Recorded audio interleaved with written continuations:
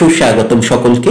আজকের এই ভিডিওটি মূলত যারা ক্যালকাটা ইউনিভার্সিটিতে 2024-26 এই সেশনে পিজি বা এমএ অ্যাডমিশন নেবে তাদের জন্য। আমরা পূর্ববর্তী কয়েকটি ভিডিওতে দেখিয়েছি বা আলোচনা করেছি পিজির প্রফেশনাল শিডিউল নিয়ে এবং 22টি বিষয়ের এন্ট্রান্স সিলেবাস নিয়ে। আজকের এই ভিডিওতে মূলত আলোচনা করব সেপ্টেম্বরের 13 তারিখ অর্থাৎ লাস্ট আপডেট হওয়া প্রফেশনাল শিডিউল নিয়ে।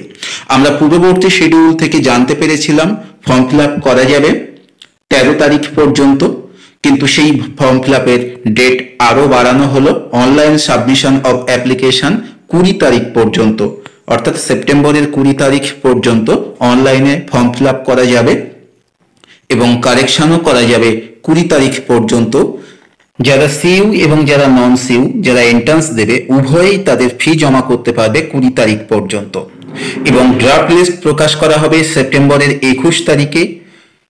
যদি এই ড্রাফট লিস্টে কোনো ভুল থাকে, ড্রাফট লিস্ট মূলত যারা ফর্ম ফিল আপ করছে ইউনিভার্সিটিতে প্রত্যেকটি সাবজেক্টের জন্য যতজন ফর্ম ফিল আপ করলো প্রত্যেকের ওই নাম কিন্তু এই ড্রাফট লিস্টে থাকে এবং সেই ড্রাফট লিস্ট দেখার পরে যদি কোনো স্টুডেন্টের মনে হয় যে তার ফর্মে ভুল রয়েছে তাহলে সে কারেকশন করার সুযোগও পাবে সেই 21 তারিখে। এবং প্রফেশনাল মেরিট লিস্ট প্রকাশ করা হবে 23/9 অর্থাৎ সেপ্টেম্বরের 23 তারিখে। এই মেরিট লিস্ট দেখে কিন্তু অনেক সময় অনুমান করা যায় যে কতদূর পর্যন্ত নামতে পারে, অর্থাৎ কারা মেরিট লিস্টে চান্স পাবে, সিলেকশন মেরিট লিস্টে চান্স পাবে এবং সিলেকশন মেরিট লিস্ট প্রকাশ করা হবে 25 তারিখে। তো কিভাবে এই ক্যালকুলেশন করব, মূলত যখন প্রফেশনাল মেরিট লিস্ট আসবে তখন সেই বিষয়টি নিয়ে আলোচনা করবে এবং নিজেরাই সিদ্ধান্ত নিতে পারবে বা নিজেরাই দেখে নিতে পারবে যে তারা সুযোগ পাবে কিনা সিলেকশন লিস্টে।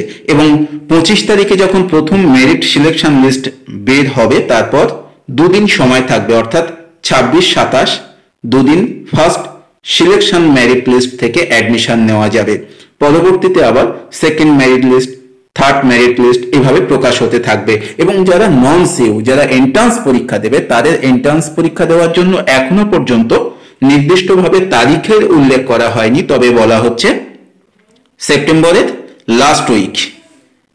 এই ছিল আজকের আপডেট প্রফেশনাল অ্যাডমিশন শিডিউল সম্পর্কে।